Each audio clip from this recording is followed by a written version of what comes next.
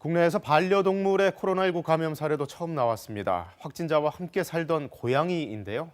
사람과 동물 간의 전파 경로에 대한 규명이 필요해졌습니다. 전체적으로는 어제 300명대 후반의 신규 확진자가 발표됐는데 이지은 기자가 종합해드립니다. 지난 한 주간 하루 평균 확진자는 384명, 500명대를 기록한 직전주보다 130여 명 줄었습니다. 4주 전 900명대 확진자가 나온 것과 비교하면 감소 양상은 뚜렷해 보입니다.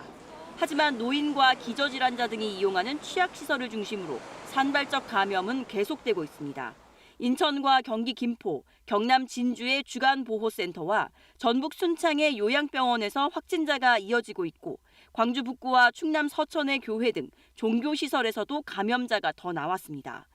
서울 강남의 콜센터에서도 직원 1명이 확진된 뒤 이틀 만에 21명이 추가 확진됐습니다. 무증상자 등이 검사받는 임시선별검사소에서만 하루 확진자의 17%가 나오고 있는 만큼 숨은 감염자는 더 많을 것으로 보입니다. 특히 전파력이 더 강한 변이 바이러스가 국내에 확산할 경우 급격하게 재확산할 가능성도 있습니다. 방역당국은 백신 접종과 설 연휴가 오기 전에 확실한 안전 국면을 만들어야 한다고 강조했습니다.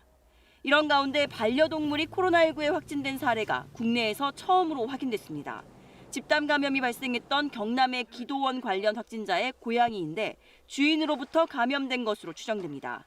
방역당국은 감염된 반려동물이 코로나19 바이러스를 사람에게 전파한 사례는 보고된 적이 없다고 밝혔습니다. 인간에서 반려동물로 감염된 것으로 추정되는 반려동물의 감염 사례들은 몇 개가 보고되고 있고 확인되고 있지만 역으로 반려동물에서 인간으로 감염된 사례는 아직까지 확인된 바는 없습니다. 전문가들은 양성 판정을 받거나 의심 증상이 있을 경우 동물과의 접촉을 피하는 것이 좋다고 밝혔습니다. 반려동물이 많이 모이는 곳도 피해야 한다고 조언했습니다. 또 감염 우려 때문에 동물을 버리는 행위는 절대 하지 말아야 한다고 강조했습니다. 방역당국은 해외 자료 등을 토대로 사람과 동물 간 전파 가능성을 과학적으로 평가한 뒤 관련 지침을 만들겠다고 밝혔습니다. KBS 뉴스 이지은입니다.